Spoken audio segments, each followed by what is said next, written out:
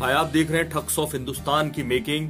इस फिल्म को अगर आप देख भी लेंगे तो वो बातें नहीं जान पाएंगे जो हम इस स्टोरी में बताने जा रहे हैं, जो आपको दिखाने जा रहे हैं। वो सारे फैक्ट्स, वो सारी जगहें, वो सारे सीन्स जो आप फिल्म में नहीं देखेंगे। पर्दे की ऐसी 50 चीजें हैं जो आप नहीं जानते। क्लाइमैक्स, अगर हम शुरुआत कर रहे हैं क्लाइमैक्स से, क्लाइमैक्स फिल्माया गया है मेहरानगढ़ फोर्ट में, जोधपुर में। और काफी मुश्किल काम था क्योंकि टूरिस्ट आते जाते रहते हैं, इतना बड़ा फोर्ट है जोधपुर में ये, और उनके बीच शूटिंग करना बहुत मुश्किल था।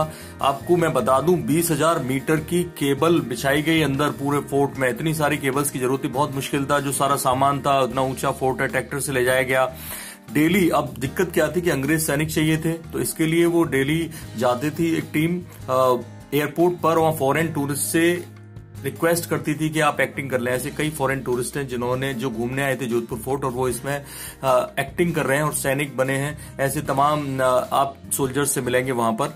तो आसान नहीं था कि बिना टूरिस्ट को परेशान किए वहां शूट करना। दूसरी बात, हम बात करेंगे कि शिप कैसे बना। ये बहुत मुश्किल काम था। इसके लिए कई जगह रेकी की टीम ने ढेर सारी चीजें पहले प्लान की गई। जो वाईआरएफ का स्टूडियो था वहां पर ड्रॉ किया गया कि हमें किस तरह का शिप चाहिए, कौन सी, क्योंकि 18वीं शताब्दी का शिप चाहिए था, तो ऐसा शिप रेडी नहीं था, बनवाना था। और ऐसी वर्ल्ड में जहां टाइटैनिक बना, इस तरह के कई शिप बने, वो ऐसी कई कम जगह हैं जहां पर ये सब होता है और जहां स्टूडियो भी मिल जाए जहां आप शूट कर पाए। क्योंकि आप रियल समुद्र में शूट नहीं कर सकते। जैसे टाइटैनिक एक पॉन्ड में शूट हुआ, वैसे ही एक बड़ा पॉन्ड बनाया गया और उससे पहले उससे 1 किलोमीटर दूर वहां शिप बना। ये माल्टा जगह इसके लिए ढूंढी गई। तो ऐसे में वहां पर एमएफएस स्टूडियो जो है, इनो बोनलो का आर्ट डायरेक्टर है माल्टा के, उनके स्टूडियो में ये सेट बनाया गया, एक पॉन्ड बड़ा सा बनाया गया। लेकिन उससे पहले शिप 1 किलोमीटर दूर बना और वहां पर ऐसे 2 शिप बनाए गए। 2 लाख टन का शिप बनाया गया। बहुत मुश्किल काम था, इतना पैसा खर्च किया गया इसमें, और वो शिप बनता रहा लगातार। और फिर उसको सबसे मुश्किल था शिप बनाने से ज्यादा उसको 1 किलोमीटर खींच के लाना। 1 किलोमीटर खींच के लाए, और जहां फिर जो पॉन्ड बनाया गया था उस पॉन्ड में ढेर सारी मशीनें ऐसी लाई गई। आप सोचिए, 2 लाख टन के इतने बड़े 2 शिप को आपको पानी में तैराना भी है, फाइट सीन भी दिखाने और समंदर भी दिखाना है, इसलिए कितना बड़ा पॉन्ड बनाया गया होगा। उसके लिए फिर जब शूटिंग होगी तो उसे लहरें पैदा करने के लिए वेव मेकर्स चाहिए थे, वो मंगाए गए। बारिश करवाने के लिए रेन मशीन चाहिए थी, वो मंगाई गई। वाटर कैनन मंगाई गई। पुराने जमाने के लुक लाने के लिए स्पेशल इफेक्ट्स पैदा करने वाले से तमाम उपकरण, स्क्रीन वहां पे लगाई गई। दिलचस्प बात यह थी कि खतरा भी था। तो एक बड़ी टीम डाइवर्स की, यानी 3 महीने शूटिंग चली और 3 महीने तक वो डाइवर्स की टीम उस शिप के आसपास समंदर में, और जहां आसपास ऊपर डेक पे, और जहां भी वो बोटिंग के जरिए अपना कर सकते थे सेफ्टी का काम, वो वहां पे लगाए गए। ऐसे में आमिर खान को सबसे बड़ी दिक्कत आई कि हर वक्त डेक पर पानी था, पानी फेंका जा रहा था, इसलिए हर कोई फिसल रहा था। इसके लिए पैर जमाकर लड़ना काफी मुश्किल था, इसलिए एक एम्बुलेंस डॉक्टर्स के साथ हमेशा वहां रेडी रखी गई। शिप को बनाने से ज्यादा मुश्किल काम था शिप को डिस्ट्रॉय करना। 3 महीने की जब शूटिंग खत्म हो गई तो सब लोग इस बात से, माल्टा में अखबारों में एक खबर छपी कि अब वो शिप ब्लास्ट कर दिया जाएगा, उड़ा दिया जाएगा।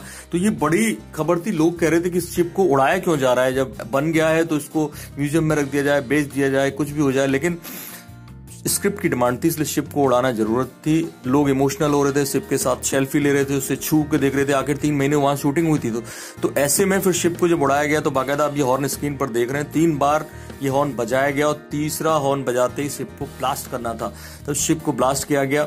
अब आप सोचिए कि ये जो पूरी कवायद थी, यानी इतनी शानदार उसमें फाइटिंग हुई, शॉर्ट फाइटिंग हुई, ढेर सारे एक्शन सीन्स हुए। इनके लिए हायर किया गया ली विटाकर को, जो Batman, Jurassic Park, Pearl Harbor, Die Hard जैसी फिल्मों में स्टंट डायरेक्टर रह चुके हैं। उनको तमिल सिनेमा में कभी कमल हासन लेके आए थे, और उसके बाद इन्हें बुलाया गया यहाँ पर, और इस फिल्म के लिए, ठग्स ऑफ हिंदुस्तान के लिए। ऐसे में अमिताभ ने कम ट्रेनिंग ली क्योंकि वो पहले से काफी एक्सपर्ट है और उनकी उम्र को देखते हुए, लेकिन सना शेख ने सबसे ज्यादा ट्रेनिंग की, तीरंदाजी की ट्रेनिंग ली। इस वक्त उनके हाथ में काफी चोट आई, कई जगह निशान पड़ गए, वो दिखा भी रही थी मीडिया को कैसे कैसे उनकी ट्रेनिंग कितनी मुश्किल थी। ऐसे ही आमिर खान ने शॉर्ट फाइटिंग और तमाम तरह की उनसे ट्रेनिंग ली। शूटिंग के 3 लोकेशंस थे, मैं आपको बताऊं। पहला जो आपको बताया जा चुका है, मेहरानगढ़ में जो क्लाइमैक्स शूट हुआ, उसके बाद शूट हुआ। दूसरा आपको बताया जा चुका है वो माल्टा में शूट हुआ, 3 महीने की शूट हुई। वहां पे शिप की जितनी फाइटिंग है वो सारी वहां पे हुई। अब क्योंकि जो बच्चन साहब का कैरेक्टर था वो था खुदा बख्श का, यानी उसका नाम आजाद था दूसरा, और वो अंग्रेजों के खिलाफ जंग लड़ता है। ऐसे में उनको अंग्रेजी सेना पकड़ क्यों नहीं पा रही थी, ये शो करने के लिए उनका हाइड आउट प्लेस यानी जो गुफाएं जहां वो रहते थे वो बहुत खतरनाक दिखानी थी, जहां आसानी से कोई चीज ना पहुंच सके, कोई बंदा ना पहुंच सके, अंग्रेजी फौज ना पहुंच सके। ऐसे में थाईलैंड में जब शूटिंग करने की बात की तो जो फिल्म के डायरेक्टर थे विजय कृष्ण आचार्य, उनसे अमिताभ बच्चन काफी हैरान हुए कि वहां क्यों ले जा रहे हैं। तब उन्होंने कहा आप एक बार चलिए तो सही। वो जगह जब दिखाई तो अमिताभ और आमिर हैरान रह गए।